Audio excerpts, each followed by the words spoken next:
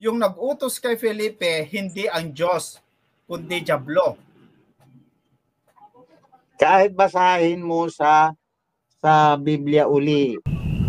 Mga kababayan, kapag lubog sa tubig kasi ang ibabautismo natin sa sangkol, tungo sa kamatayan po yon.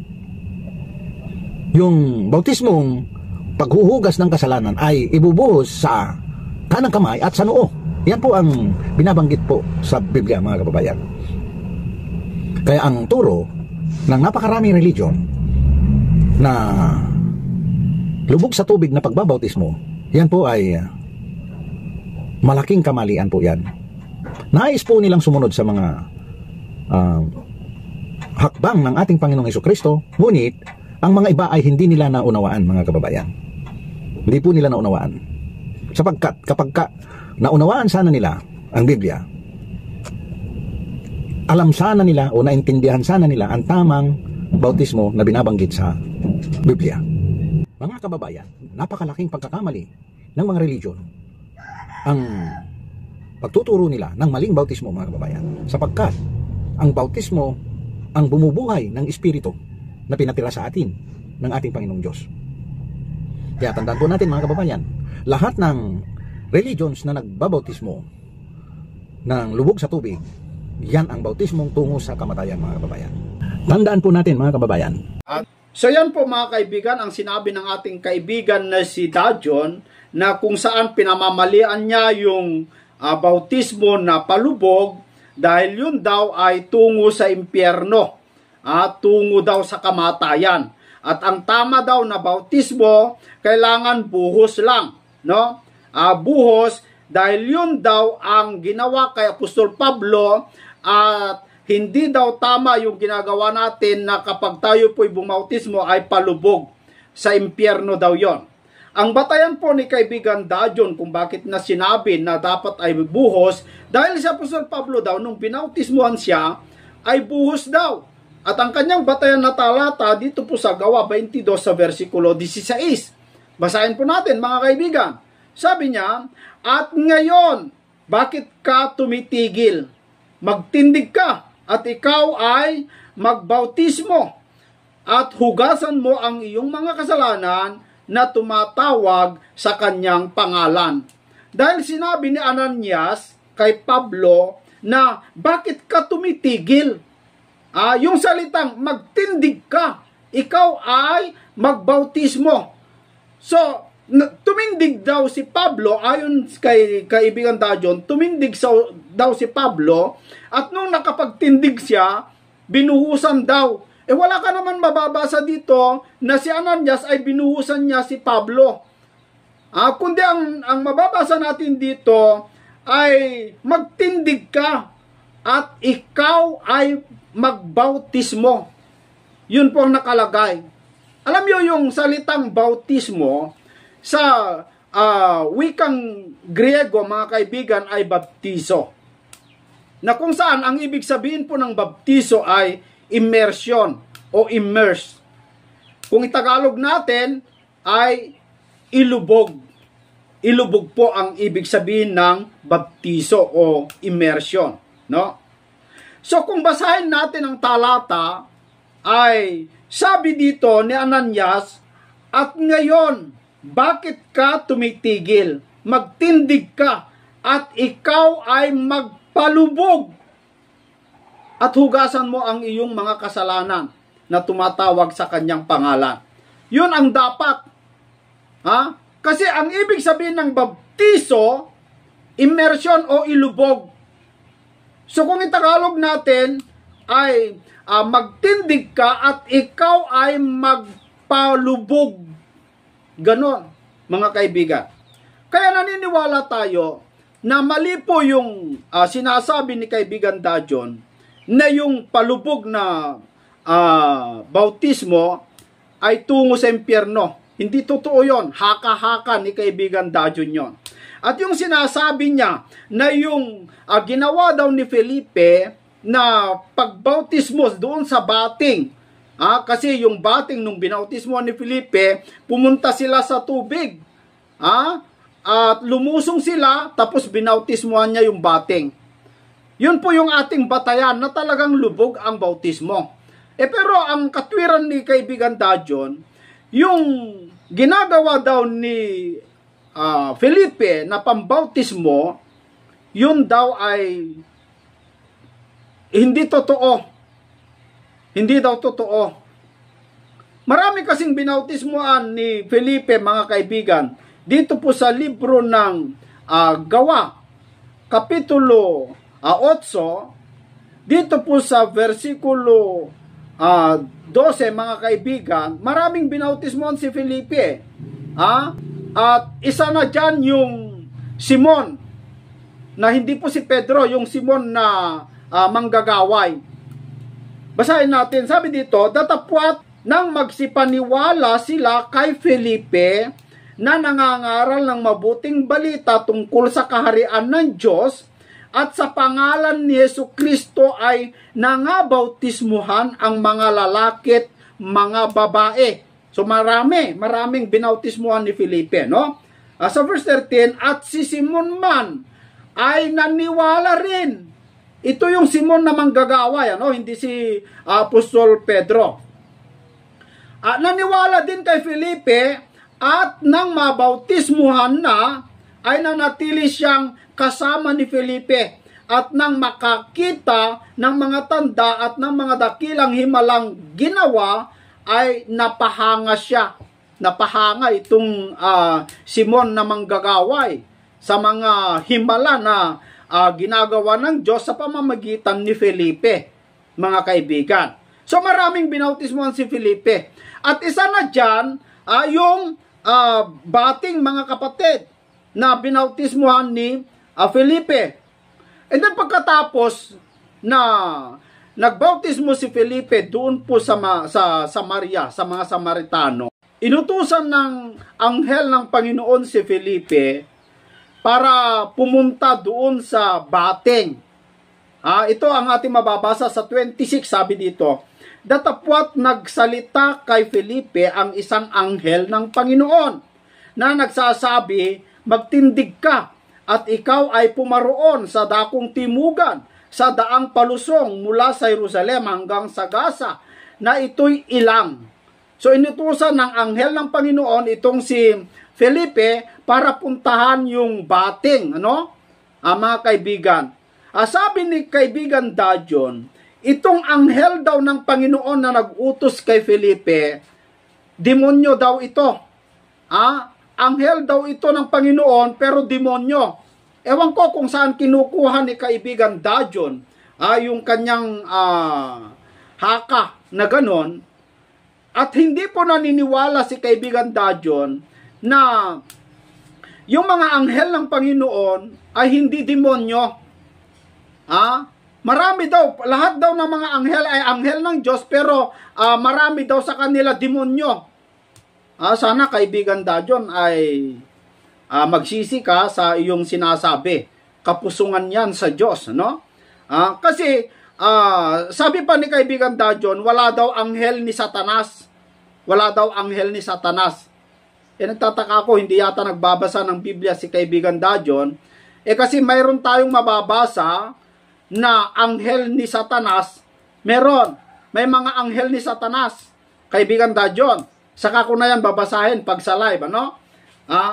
Ituloy po natin yung istorya ni Felipe, na kung saan inutusan ng anghel ng Panginoon at pumunta siya doon sa dakong timugan, sa daan na palusong mula sa Jerusalem hanggang sa Gaza, sabi sa talata, no? Datapot nagsalita kay Felipe ang isang anghel ng Panginoon na nagsasabi, magtindig ka at ikaw ay pumaroon sa dakong timugan, sa dakong palusong mula sa Jerusalem hanggang sa Gaza, na ito'y ilang. At siya ay nagtindig at yumaon, at narito ang isang lalaking taga-Ethiopia, isang bating na may dakilang kapamahalaan na sakop ni Candace, reyna ng mga Etiope, na siyang namamahala ng lahat ng kanyang kayamanan. At siya'y naparoon sa Jerusalem upang sumamba. At siya'y pabalik at nakaupo sa kanyang karo at binabasa ang propeta Isaiah. At sinabi kay Felipe ng Espiritu, lumapit ka at makisama sa karong ito. At tumakbo si Felipe patungo sa kanya at napakinggan niyang binabasa si Isaias na propeta. At sinabi, nauunawaan mo baga ang binabasa mo? At sinabi niya, paano magagawa ko maliban ng may pumatnubay sa aking sinuman? At pinakiusapan niya si Felipe na pumanhik at maupong kasama niya. Ang dako nga ng kasulatan na binabasa niya ay ito. Siya'y gaya ng tupa na dinala sa patayan at kung paanong hindi umimik ang kordero sa harap ng manggugupit sa kanya, gayon din hindi niya binuka ang kanyang bibig. Sa kanyang pagpapakababay, inalis ang kanyang paghukom. Sino ang maghahayag ng kanyang lahi sapagkat inalis sa lupa ang kanyang buhay? At sumagot ang bating kay Felipe at sinabi, ipinamamanhik ko sa iyo. Kanino sinabi ang propetang ito? Sa kanya baga sarili o sa alinmang iba? Itong bating ay may takot sa Panginoon. Nagbabasa po siya ng mga talata ng Biblia. Ang problema lang, hindi niya naunawaan. Kaya nakita ng Diyos siguro ang interest itong bating. Kaya inutusan niya si Felipe upang ipaunawa yung kanyang mga binabasa. Para magkaroon din siya ng kaligtasan. Ano? Kasi yan po yung ibig ng Diyos na ang lahat ng mga tao ay maligtas. At ang binabasa po itong si bating ay yung dakong sinasabi ni Isaias. Pero hindi niya maunawaan. Pero tinanong niya ito kay Felipe nung nagkita na sila kay Felipe, sama sila doon po sa karo. Tinanong itong bating kay Felipe kung kanino magaganap yung sinasabi ni Propeta Isaiah. Kung siya baga o may pinagsasabihang iba. Yun po ang tanong ni bating. Sa verse 34, at sumagot ang bating kay Felipe at sinabi, ipinamamanhik ko sa iyo. Kanino sinasabi ang propetang ito? Sa kanya bagang sarili o sa alinmang iba? At binuka ni Felipe ang kanyang bibig at pagpapasimula sa kasulatang ito, yung binabasa ng bating, ay ipinangaral niya sa kanya si Jesus. So pinangaralan ni Felipe itong bating at ang kanyang ipinangaral ay yung pangalan ni Jesus o yung aral ni Jesus. At habang sila po ay nasa daan, sa verse 36, at sa pagpapatuloy sa daan, ay nagsidating sila sa dakong may tubig. At sinabi ng bating, narito ang tubig. Ano ang nakakahadlang upang ako'y mabautismuhan? Kung i-analyze po natin yung story, sa kanilang pagpapatuloy sa daan, isa sa kanyang ipinangaral ay yung tubig ng bautismo.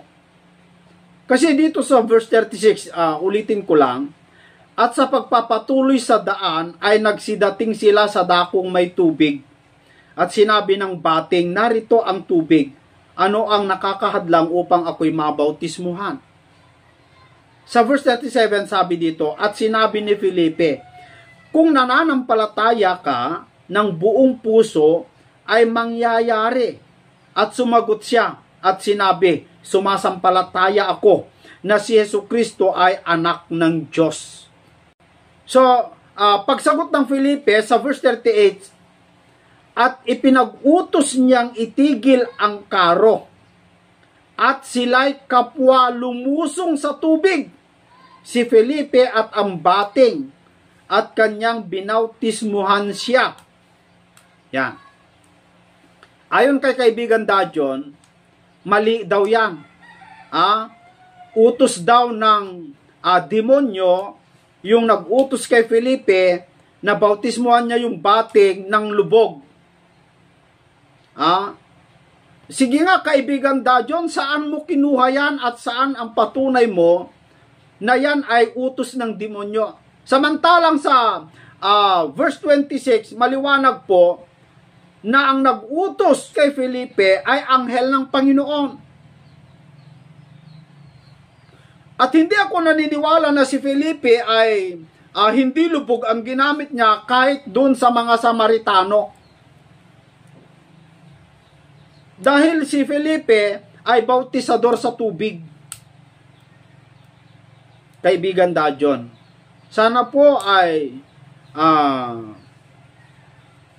magsisi ka sa iyong sinasabi na yung nag-utos kay Felipe ay anghel ng demonyo o demonyo. Maliwanag naman dito na nakalagay sa 26 na anghel ng Panginoon. Pero ayon sa iyo, sinabi mo, anghel ng Panginoon pero demonyo. Ay nako, pamumusong yan kaibigan Dajon. No? Tayo mga kaibigan, naniniwala tayo na lubog talaga ang dapat gamitin pambautismo. Hindi dapat yung wisik, hindi dapat yung buhos, kundi lubog. Kasi ang meaning po ng bautismo, immersion, na kung itagalog natin ay ilubog. So, yung ginagawa ng mga Katoliko na wisik, wala yan, hindi po yan totoo, mga kaibigan. Walang binautismuhan ng mga apostol na wisik lang. Ang lahat ng mga nabautismuhan sa Biblia ay lubog.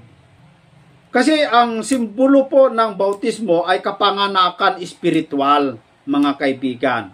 So, kapag ikaw po ay ilulubog, pag-aon mo, ibig sabihin, bagong panganak ka.